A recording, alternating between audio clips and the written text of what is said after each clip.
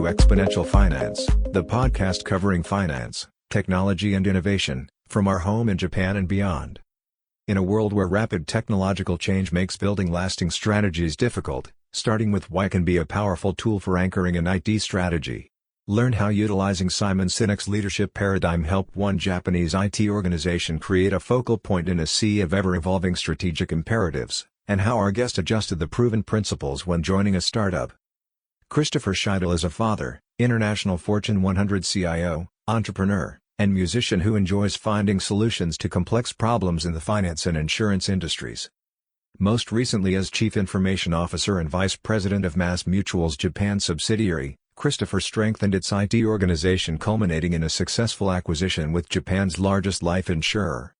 And now, please welcome Christopher Scheidel, currently co-founder and CIO at Transaction Insights, where he is looking to provide financial services and insurance firms with a unique and powerful way to identify and navigate market changes. Good morning, everybody from Asia. Good afternoon, good evening from those elsewhere. Really happy to be here today. So first off, I just want to kick off. This is not going to be a revelation. They might be surprised about what I'm going to present today. It's really not going to be anything revolutionary. In fact, a lot of it's going to be a confessional, but it's my hope that it'll really resonate with those, still in Japan and those in Asia working on leadership challenges in general. What I hope to do today is just share the concrete application of one of the leadership concepts that I personally found really valuable as I was working on some leadership issues in Japan. And I hope when we're done this morning, what we've done is connect the threads between the art and science of strategy through execution. So hope you enjoy today. A little bit about me. So my name is Christopher Scheidel. In my spare time, I am a technologist by trade, but I'm also a dad. And I also tell people I'm kind of a recovering CIO. I'm going to share today a little bit about applying a leadership framework to what I think is a real problem of developing and then maintaining a sustainable IT strategy. And what I'd like to challenge us all today to think about is I'd like to posit that doing so can actually be really simplified. And it doesn't need to be an overly complex exercise that's full of matrices, mappings, KRIs, dashboards. And you can kind of do it in a way that resonates with specific psychology of your organization and also of your teams. I'd also like to posit that you can do this in a way that works very practically and very demonstrably to get sustainable results for organizations that might be struggling with engagement. One quick disclaimer, I do want to put this out there. This is my own personal view. This doesn't represent the views of past employers. So just keep that in mind as well. It's really kind of a view from the CIO seat here. What I'd like to start with is just a little bit about me so you kind of understand the context. I've spent the first half of my 25 career in technology teaching financial institutions how to talk to machines as a programmer, developer, architect, and getting those machines to do what people wanted them to do.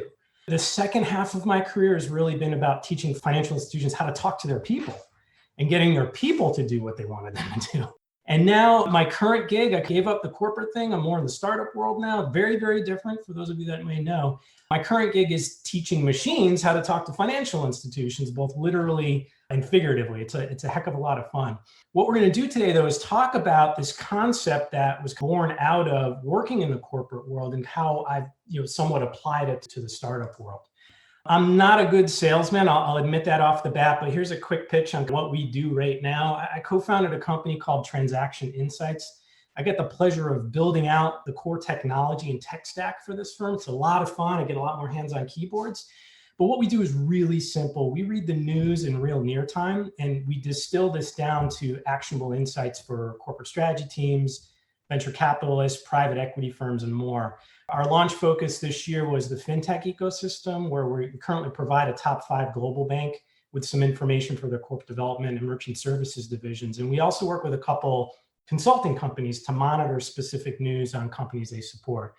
We do it with a combination of at-scale computing, natural language processing, and augmenting AI with human expertise. So if you're interested, look me up on LinkedIn. You can go find all the information on the company. But I want to talk more about what I've learned working in Asia over the past few years, but just want to give you the context of where I'm coming from here. All right, so I'm going to set the stage here, okay? For those of you who worked in IT, this is going to be kind of a joke. I want you to really stretch your imagination out here. I'm going to ask you to go out on a limb and conjure up, if you can believe it, an image of an IT organization with the following qualities. So in 2015, I was asked to come take over the leadership of an IT organization of a Japanese insurance subsidiary of an American company, about 150 people, including staff and vendors. The organization was very skeptical and burned out. I think there were 4 acting CIOs over the last 5 years, which is actually really impressive given that the average life of a CIO, I think, is like 4.3 years. It was transactional, surviving by delivering what's next, and not really able to deliver on long-range goals, including some pretty gnarly technology problems. And in fact, a source of pride, psychological pride for this organization, was their ability to continue to deliver under what would otherwise be really crippling organizational conditions. Their priorities were changing constantly because of the nature of the business. This, combined with that transactional nature I just mentioned a moment ago, actually created a lot of consternation within the organization. At the time, we had many career managers who were really technically good at what they did and understood the insurance business very well, but they didn't necessarily know or have the tools yet to drive cultural change. And unfortunately, this organization at that time as well, also produced a lot of major operational errors. For those unfamiliar with the bank assurance model in this particular business, your customers are not only your end customers from an insurance perspective, but also major banks and securities firms. So when a mistake is made, you're actually making a mistake to your distributors as well, which can have a large reputational impact. But all was not lost. There were some green shoots here of encouragement that were at the outset. So the first was, this was a wholly owned subsidiary. So the company was actually pretty autonomous, which is rare for a lot of foreign-owned companies in Asia. It was also small enough for the organization to be able to make independent decisions. So that means independent funding decisions, independent technology decisions. There was an emerging acceptance of new ideas. Fortunately, the CEO had been Western trained, working in a lot of Western companies. And a lot of the other executive vice presidents in the company had an openness to potentially doing things differently. More importantly, we had a lot of team members with really deep knowledge and expertise. And then finally, when you think about some of the problems that can occur in IT organizations, many of the problems were not actually that complex. The solutions were readily available, but this was more of an organizational issue.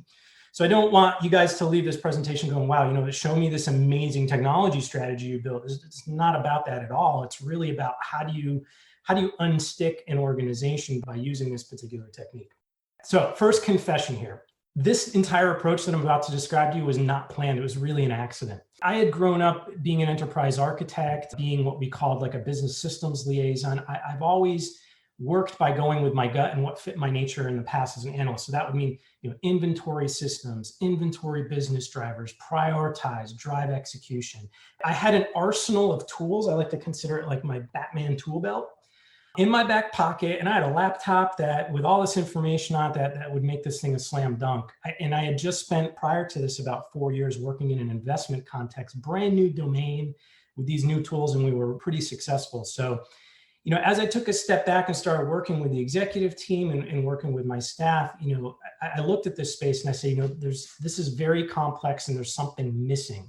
So as I started to put that plan together, I realized that what I was doing, what I naturally went to, was entirely too complex and was missing some of the simplification that I thought would actually help resonate with a Japanese audience. The other thing I should point out, by the way, and for those of you who are accustomed to working in Japan, this company was really unique because though it was foreign owned, I can confidently say over 99% of the staff were Japanese nationals. And I'm not saying that from a mindset perspective, but just more from an organizational expectation perspective. It's very difficult to come in with, Western philosophies for how to apply leadership concepts and think that they're going to resonate right away. And I feared this as well for the analysis that I had done at the outset of this organization. So I actually stopped my entire process internally. And I started with a simple question. I said, why am I here? What is my role to actually help this organization and these people?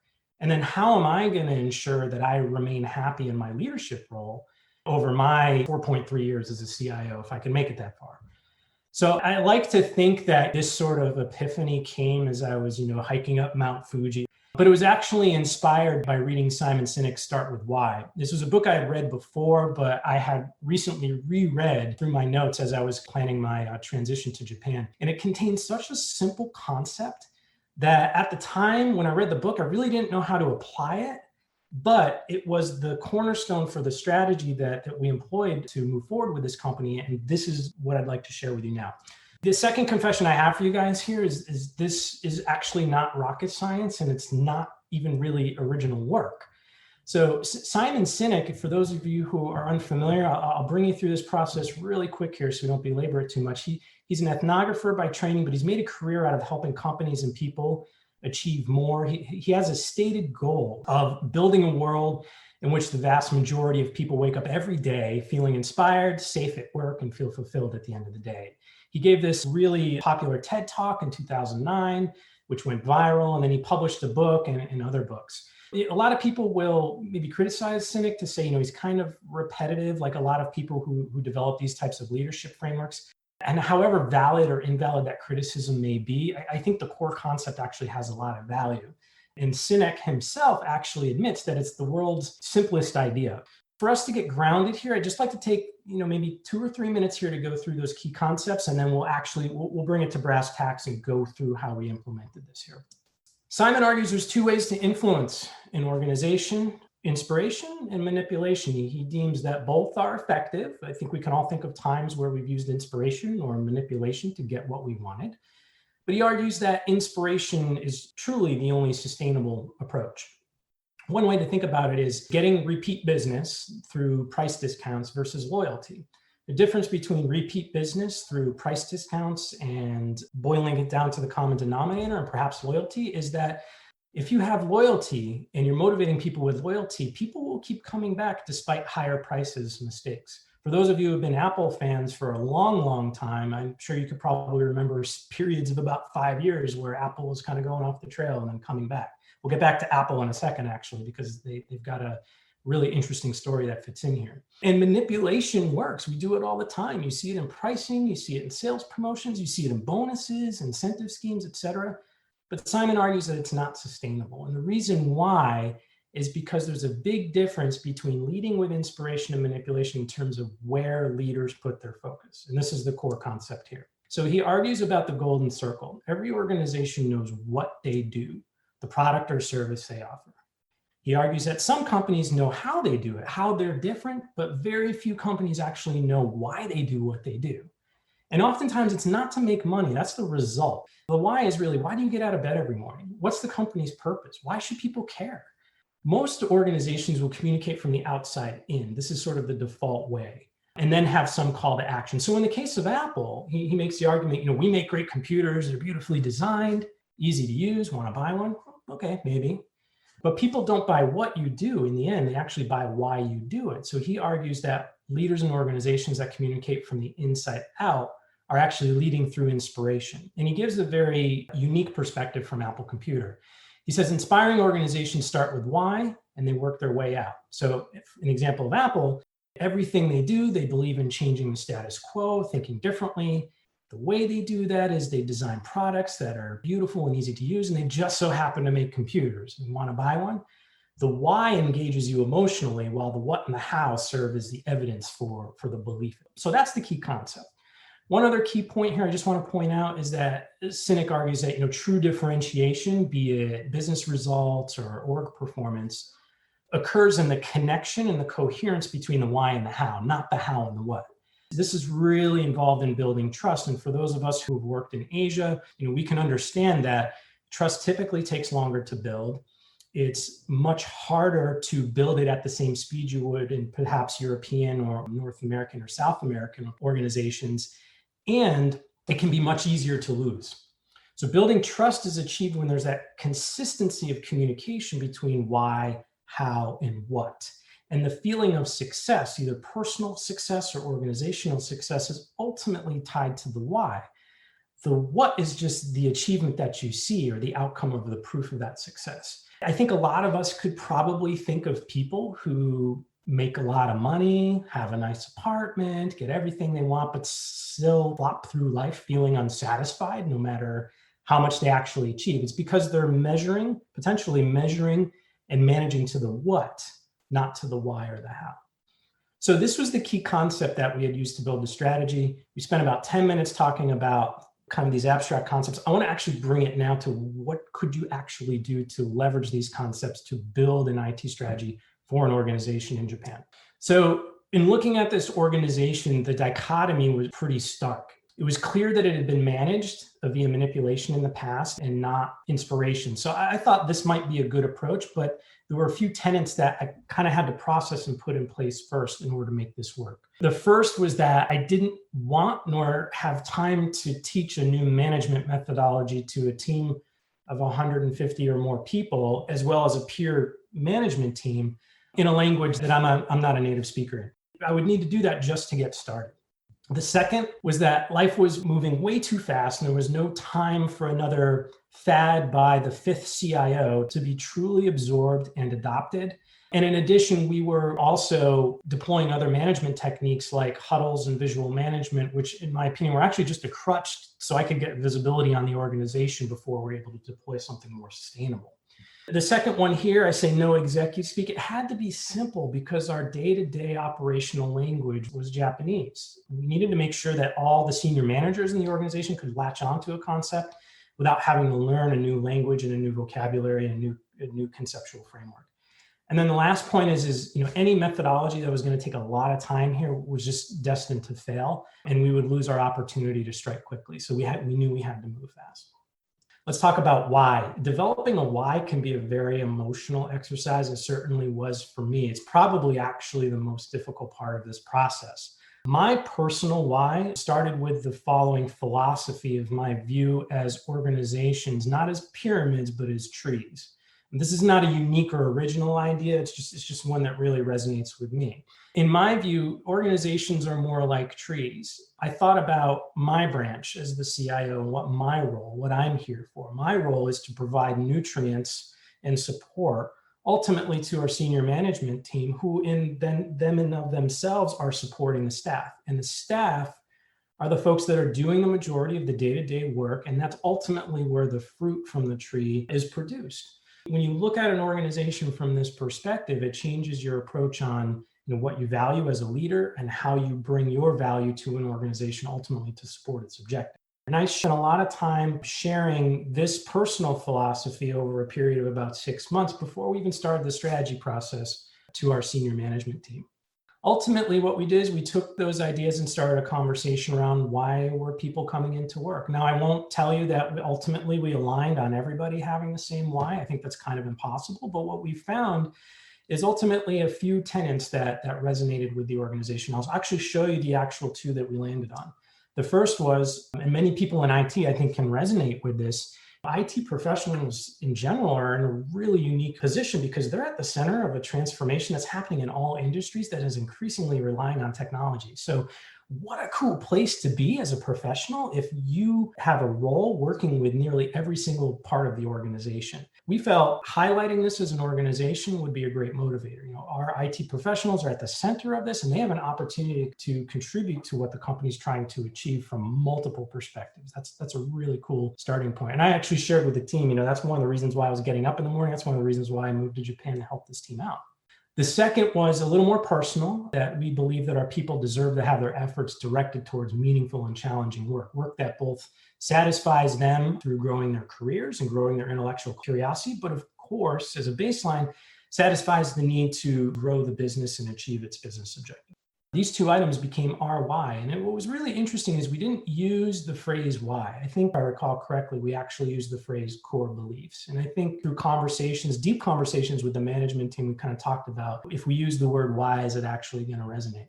And this is another key point. I think it's really important when you're working with a framework like this or any other leadership framework to make sure that the way you're talking about it with your teams actually resonates with the vocabulary that people use. The next part, talking about the how. If anybody has designed an IT strategy in the past, there's a little bit of science to it, of course, data collection, et cetera, but there always feels like there's this art part, right? Let's admit it. Like sometimes it feels like you're just waiting for inspiration on a walk and you're kind of pulling the sword from the Lady of the Lake, like Excalibur. What we had here in this organization is we had a combination of employee survey results that we could lean on to help direct how we were going to get this work done. And one of the things that we had decided here is we're going to build our how. We decided on how would we know if our hows are actually successfully set. And the test that we set here is if we find the hows for our organization that could withstand the volatility in our business environment, then we knew we were on the right track. We had learned 4 things in our discussions with our teams and executive management teams. The first is we had the lowest employee survey results score of any of the organizations. And I think a couple of my managers were a little despondent when we first came in and I got the results a couple of months later. And I was kind of happy because I'm like, right, we're the lowest. We can only go up, right? This is awesome. So I kind of looked at it as a positive where other people may look at it as a negative. But it was clear that we needed to spend more time listening to the voice of that team.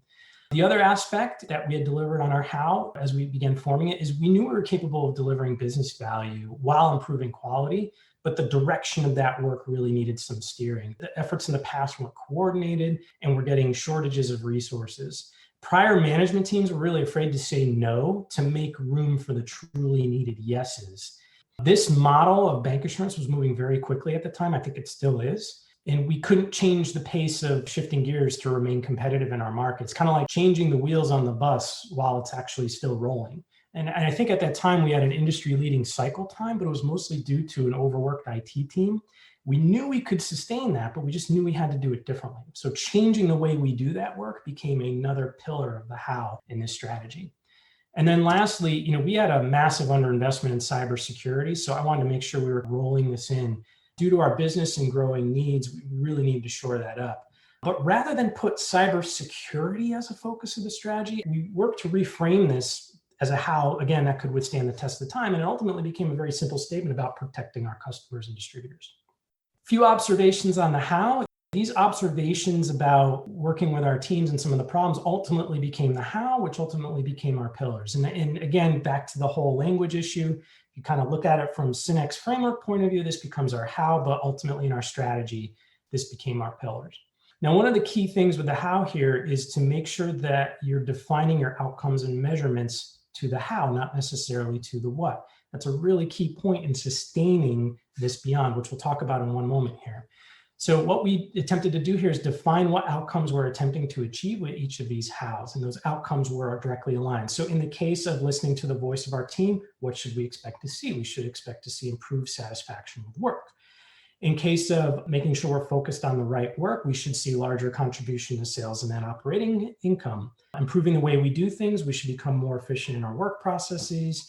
And from a protecting customers and distributors point of view, we should be able to identify and remediate more critical company risks. Developing the what. Let's move on to the what here. The what became an exercise for managers to conduct to allow them to become familiar with the framework. I'll be honest, the how and the why were ultimately done with myself and our senior leadership team and some of our group managers at the time. But the what, we began including more of the organization. I want to talk first about alignment. So we worked for alignment to our how and made sure that there was a very clear path from what, how, and why as we move forward.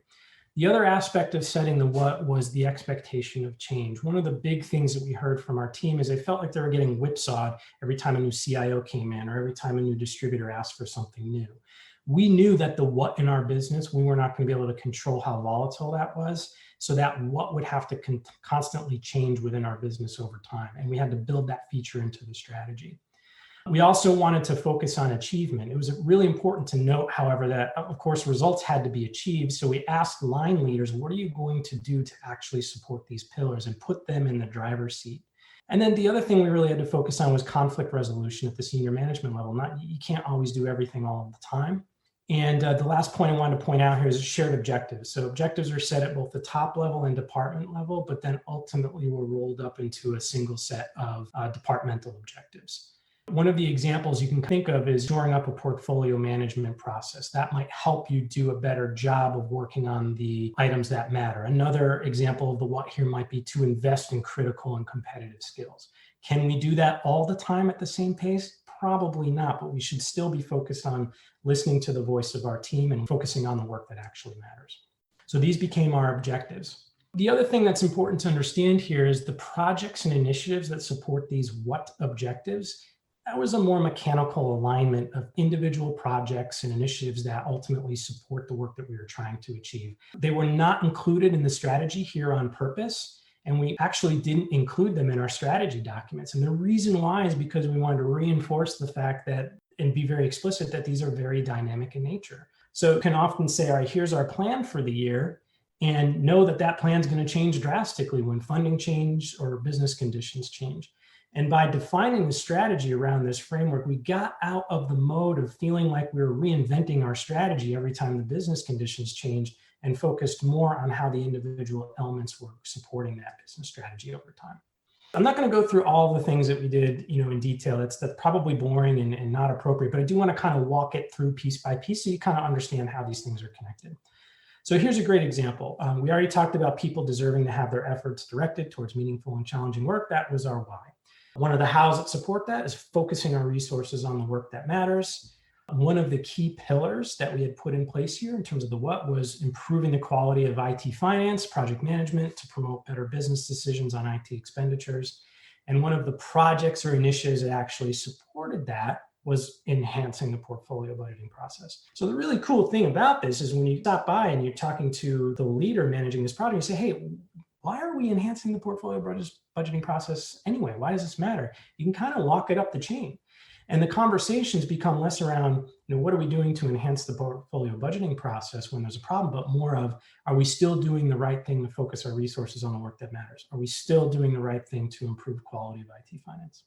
The goal, said simply, with all of this was to change the platform from which we communicate. So every conversation around strategy starts with why and then extends to the how.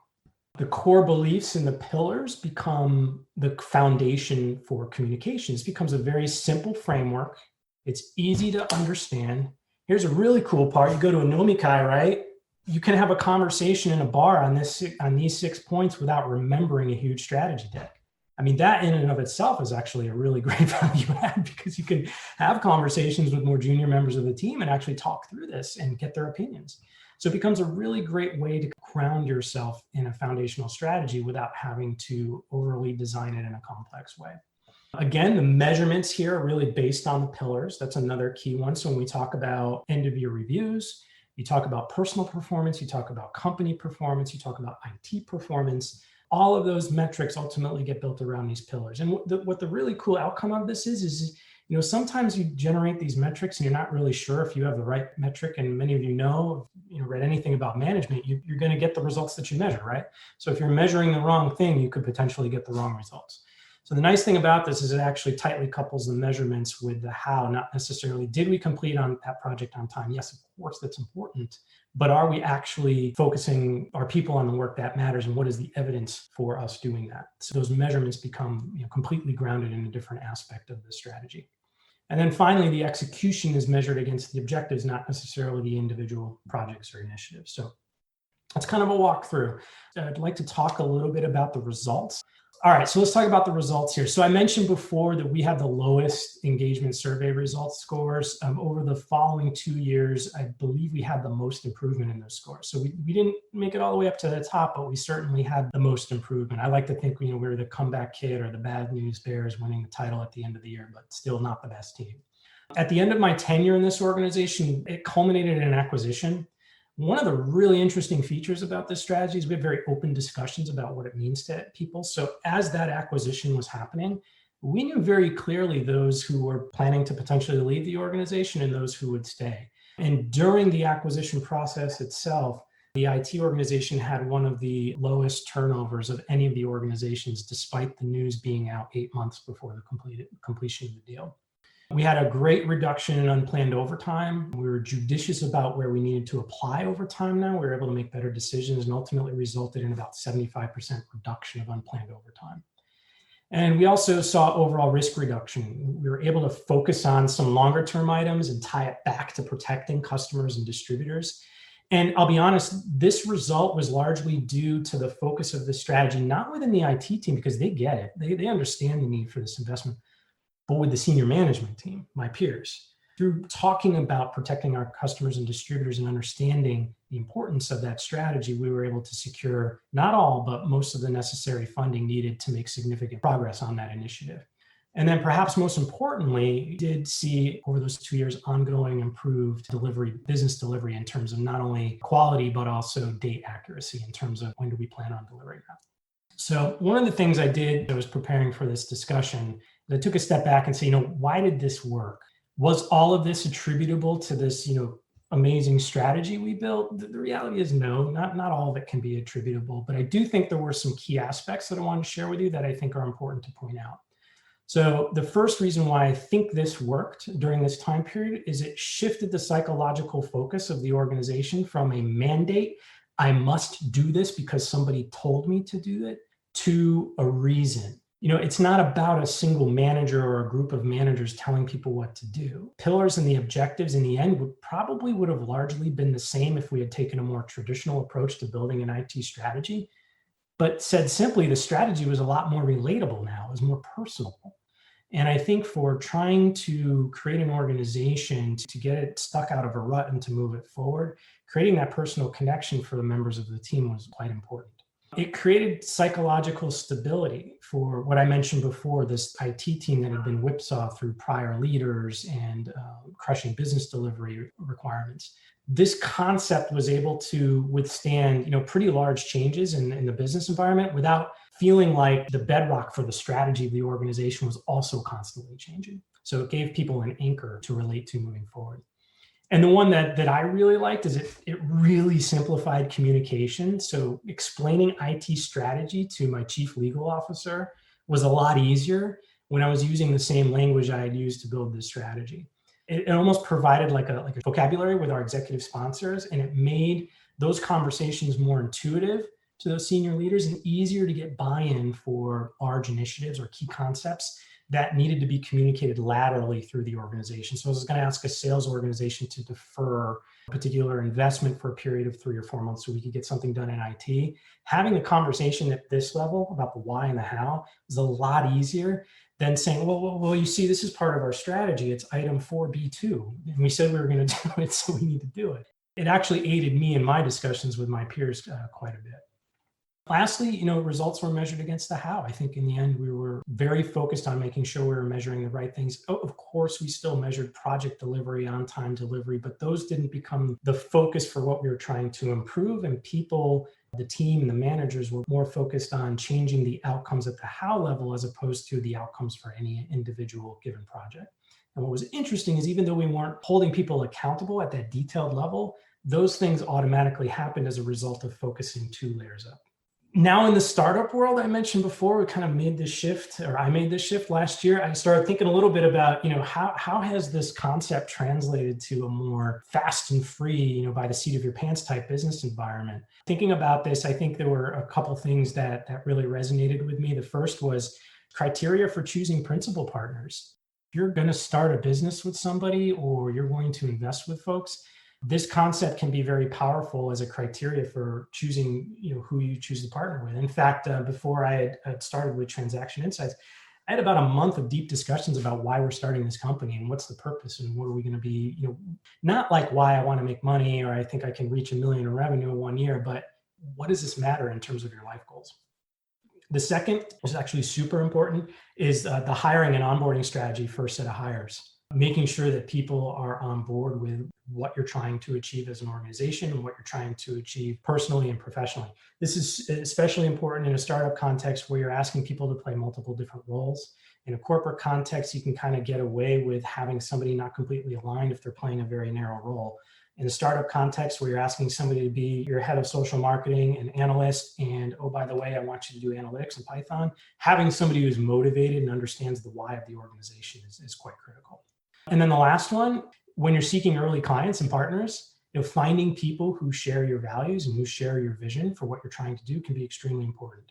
And it can actually direct your company in a completely different way. So if you're working with investors or you're working with early enterprise clients to help shape your product, having people who are on board with your why can be extremely powerful. To summarize, how do you move forward taking Sinek's concept and applying it to IT strategy? The obvious one, define your own why, but then take the time to define your organization's why. Discuss your how. Make that an interactive exercise with your trusted managers. And remember that you're going to eventually measure your organization on your how.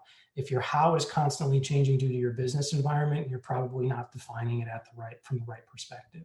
The fourth item, to build buy-in, let your teams define the what. You'd be surprised, even the most timid teams that don't want to speak up, once they have that why and how framework, get very creative in terms of defining that what on their own. And it also helps with the natural buy-in process, and you find yourself having to do less consensus building over time. Organize and revise that what often. Make sure your team recognizes that what is going to change constantly, and it should change constantly if you're going to remain competitive. Make sure you're communicating from the why and the how. That means from the executive level to the management level to even in your open discussion meetings. Make sure you spend the time taking the 2 to 3 minutes to remind people you cannot over communicate these concepts to any audience, regardless of the culture. And then lastly, use language that your organization values. You don't have to necessarily use the words that Sinek used or even the way he breaks it apart. Take a look at how your organization has defined strategies in the past. Take a look at your industry and then adopt those words. You can essentially clothe this strategy into what works for your organization. So I'd like to conclude with a quote here. This is one of my favorite quotes by Matthew Kelly. He gave a really cool talk about change and transition about a decade ago. And he said, people love change. They actually really like to change and just don't like transition. I'd love to lose 10 pounds. I just don't want to do the work to get there. Part of our jobs as leaders, either company leaders or industry thought leaders, is to bring people and teams to a better place, to bridge the gap between where people are executing now and where they could potentially be executing. So, this is just one example of potentially how to do that. But, I encourage everybody, if you're in a leadership position or an influencer position, to continue to think about that and push to have your organizations perform better.